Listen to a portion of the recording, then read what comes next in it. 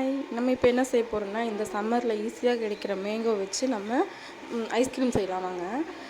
அதுக்கு வந்து தேவையான நான் 2 மேங்கோ எடுத்திருக்கேன். முடிஞ்ச வரைக்கும் மேங்கோ வந்து இந்த மாதிரி டைப்பாக இருக்கும் பார்த்திங்களா, அதாவது கிளிமுக்கு மாம்பழம்னு சொல்லுவாங்க. அந்த மாதிரி கிடைச்சா கூட எடுத்துக்கோங்க. ரவுண்டு மேங்கோ எடுத்திங்கன்னா அது வந்து கொஞ்சம் நார் சத்து அதிகமாக இருக்கும், நார் அதிகமாக இருக்கும். அது வந்து ஐஸ்கிரீமாக செய்யும் போது சாப்பிடும் போது பசங்களுக்கு வந்து கொஞ்சம் கஷ்டமாக இருக்கும். இந்த மாதிரி எடுத்திங்கன்னா நார் கம்மியாக இருக்கும், இந்தமாரி எடுத்துக்கோங்க. முடிஞ்ச வரைக்கும் பசங்களுக்கு வீட்டிலே இந்த மாதிரி இதெல்லாம் செஞ்சு ட்ரை பண்ணி நீங்கள் கொடுத்தீங்கன்னா ரொம்பவே ஹெல்த்திங்க. கடையில் வாங்கி கொடுக்கறத விட இது வீட்டில் செய்கிறது 100% ரொம்பவே நல்லது.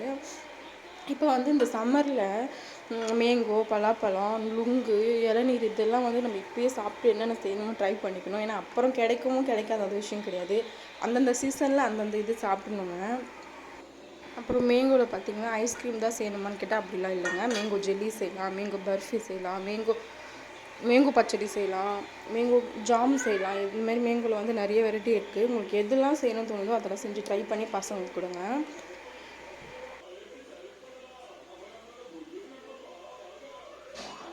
இந்த வீடியோ வந்து நைட் ஷூட் பண்ணதுங்க, காலையில் தான் எடிட் பண்ணி போட முடிஞ்சுது. இது செஞ்சுட்ருக்கும் போதே பசங்க வேணும்னு கேட்டுகிட்டே இருந்தாங்க.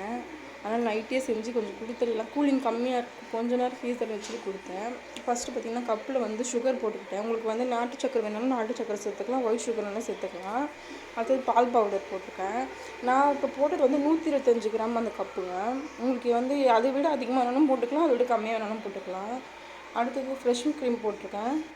அதாவது சுகரு, பால் பவுட்ரு, ஃப்ரெஷ் க்ரீம் எல்லாத்தையும் போட்டு மிக்ஸியில் போட்டு நைஸ் பேஸ்ட்டாக அரைச்சி எடுத்துக்கணும். இது கூட மில்க் மேட் இருந்தால் சேர்த்துக்கலாம், இல்லைனா நீங்கள் விட்டுருங்க. சுகர்லேயே ஸ்வீட்னஸ் இருக்கும், மேங்கோ ஸ்வீட்னஸ் தான், பால் பவுடர் ஸ்வீட்னஸ் தான். அதனால் வந்து தேவைப்படாது. லாஸ்ட்டாக வந்து இந்த பாத்திரத்தில் வந்து அந்த இதெல்லாம் இருந்துச்சு பார்த்திங்கன்னா, அதுலேயே பால் ஊற்றி அந்த கப்பால் வந்து பால் ஊற்றி எல்லாத்தையும் ஒன்றா போட்டு அரைச்சி எடுத்துக்கிட்டேன். இப்போ அது கொஞ்சம் நேரம் மூடி ஃப்ரீசரில் வந்து டைமுக்கு ஏற்ற மாதிரி மூடி வச்சுக்கோங்க. ஃப்ரீசரில் வச்சுக்கோங்க, கீழே வைக்காமல் ஃப்ரீசரில் வச்சுட்டு அப்புறம் எடுத்து கொடுத்தேன் பாப்பாவுக்கு. நான் சாப்பிட்டு பார்த்தேங்க, சும்மா செம்ம டேஸ்ட்டாக இருந்துச்சு, வேறு லெவலில் இருந்தது. பசங்களுக்கு கொடுத்தேன், நீங்களும் ட்ரை பண்ணி பாருங்கள் வீட்டில்.